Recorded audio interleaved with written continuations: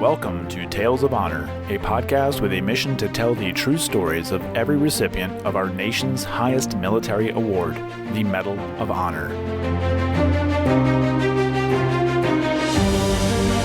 Hello everyone and welcome to today's episode of Tales of Honor podcast. This is episode number 554. I do have one birthday to go over today.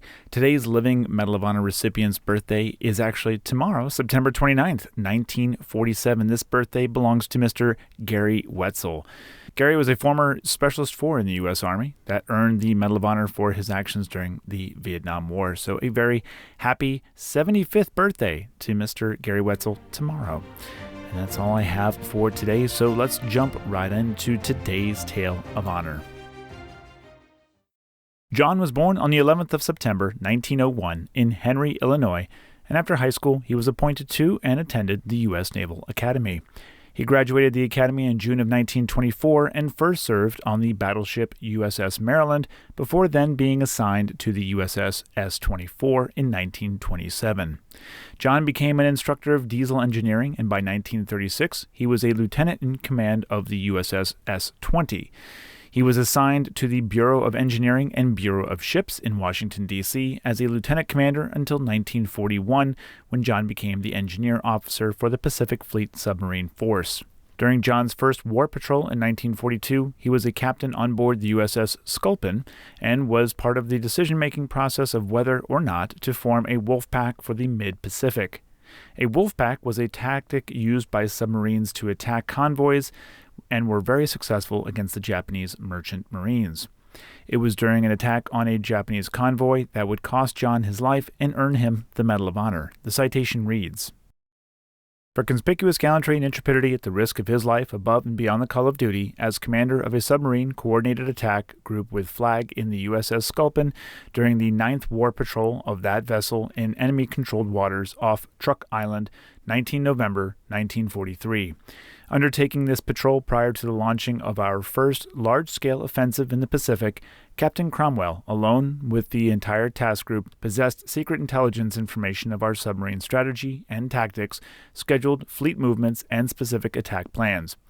Constantly vigilant and precise in carrying out his secret orders, he moved his undersea flotilla inexorably forward despite savage opposition and established a line of submarines to southeastward of the main Japanese stronghold at Truk.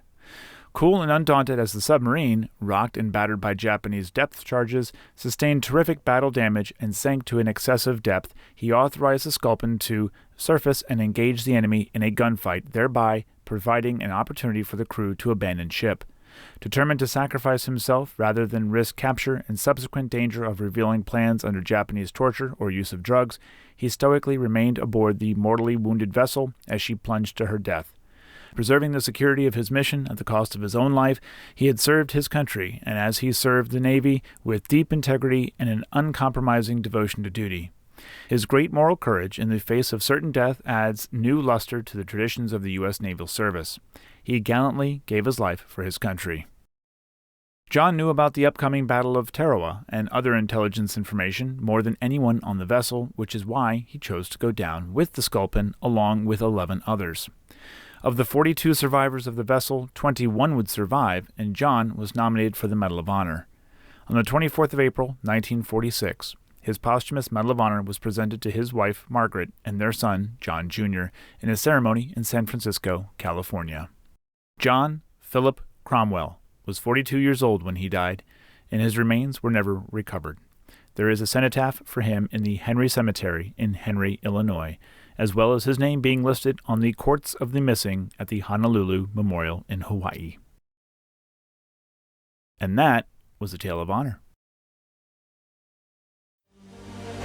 Thank you for listening to Tales of Honor, and if you enjoyed the show, please be sure to subscribe and tell your friends and family.